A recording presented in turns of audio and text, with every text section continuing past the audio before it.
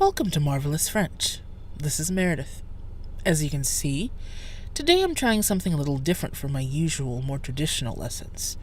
I'm calling this Car French. Just an informal series where I sit in my car and talk about anything and everything in French, just to add a bit of variety to the mix. Now don't worry, we'll continue with our more traditional lessons on vocabulary, pronunciation, grammar, and so on, but today I just wanted to chat. I'll go ahead and put English subtitles so everyone can follow along, regardless of their level. So I thought the perfect way to kick off this series would be to talk about what I'm calling mon parcours, which means my path, my journey. More specifically, how I learned French, my French language story. So I'll go ahead and share that with you, and I'm encouraging you to share your French story in the comment section below. Feel free to do so in French if you'd like. I'll have a few questions for you at the end of this video to get you started. So with that said, here we go. C'est parti!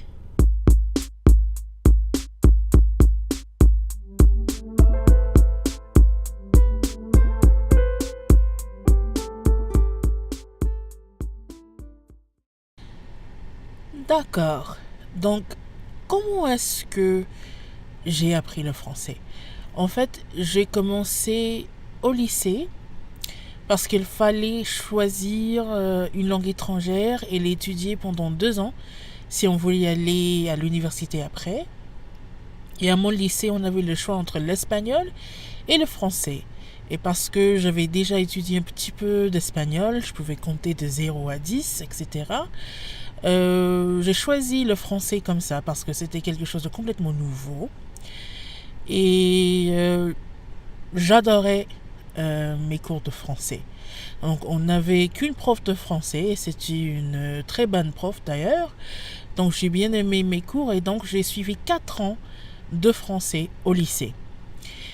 Et je faisais tout ce que je pouvais pour pratiquer le français. Je parlais français avec mes camarades de classe, en dehors de la classe. Je louais des vidéos ou des films, de Blockbuster, etc.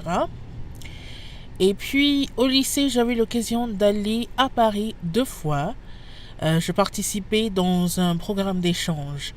Donc il y avait des écoles américaines qui avaient un partenariat avec une école là à Paris. Et donc des étudiants américains sont allés à Paris, restés avec des étudiants français. Et puis ces étudiants français sont venus aux États-Unis, rester chez nous. Et voilà, ça c'était le lycée. Et puis après, je suis allée à l'université. Et au début, j'avais une autre spécialisation, mais je l'ai changée. Et en fin de compte, ma spécialisation, c'était le français. Donc j'ai continué à étudier la langue française.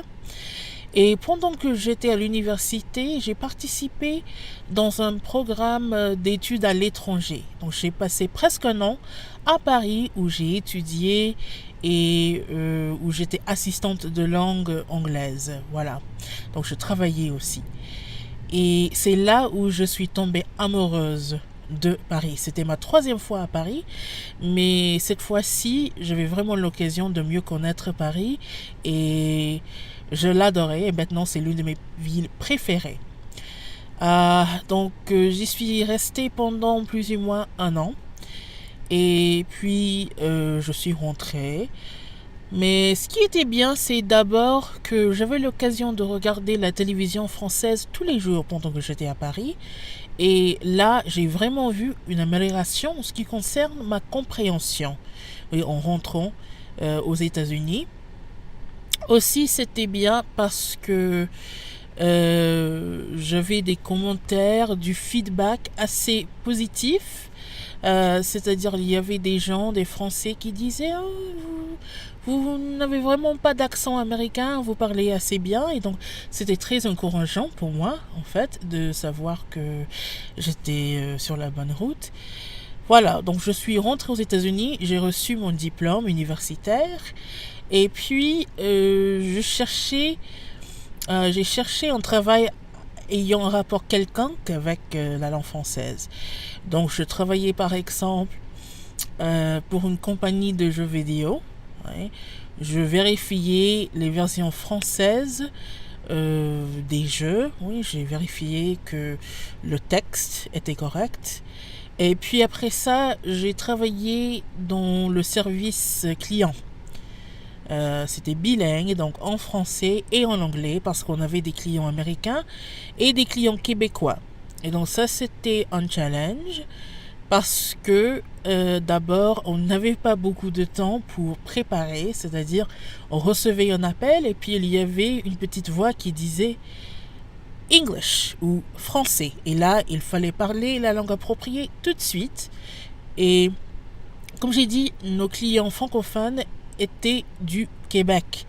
Et donc très souvent, ils avaient cet accent québécois. Il y avait des gens qui avaient des accents très forts. Donc c'était vraiment intéressant. Mais malheureusement, cette compagnie a été fermée et donc j'ai dû trouver un autre boulot, un autre travail qui n'avait rien à voir avec le français.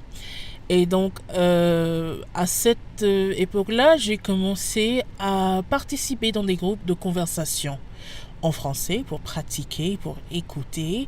Et maintenant, en fait, je suis organisatrice d'un petit groupe de conversation et aussi j'enseigne. Je donne des cours particuliers de français. Et maintenant, je prépare ces leçons pour ma chaîne YouTube Marvelous French. Donc tout ça me permet de parler français assez régulièrement.